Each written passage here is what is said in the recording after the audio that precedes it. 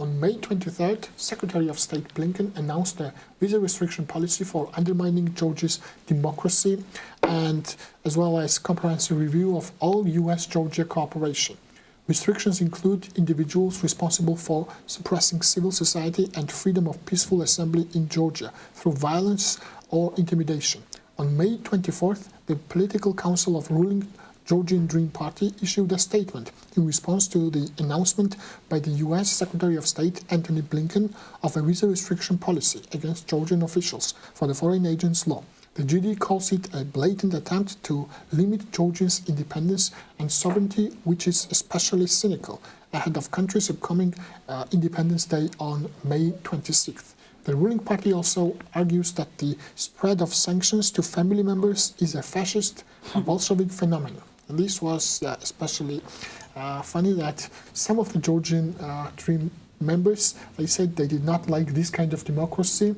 Their member, parliament member Mamuka Dinaradze, also bravely tried to defend his party members to sanction only him and not his team members. And he takes a lot of hits. In this regard, we had like very crazy comments from the GD members. Like, it was all crazy. Today, Karkaladze said that even though the U.S. said that they were going to sanction them, today Karkaladze said that they are not going to do anything.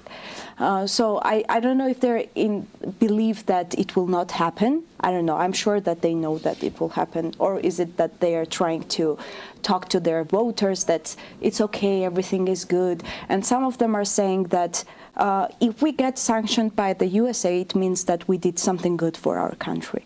So GD openly, like before last year, they didn't do this kind of rude comments against the US and EU. It was more like they made their point, but they were not so harsh. But this year, they don't care. They just say how US and West is not their mega body, which US said, and that they're friend, and that they're not our friends, and they're trying to do something bad in Georgia, which is war. So. Yeah.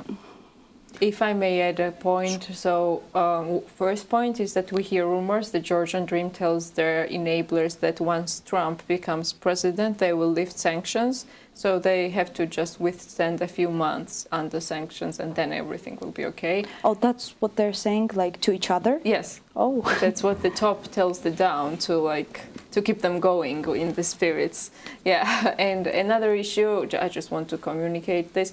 It's very important to target travel bans to family members, because that's what hits them really hard, the family members thing.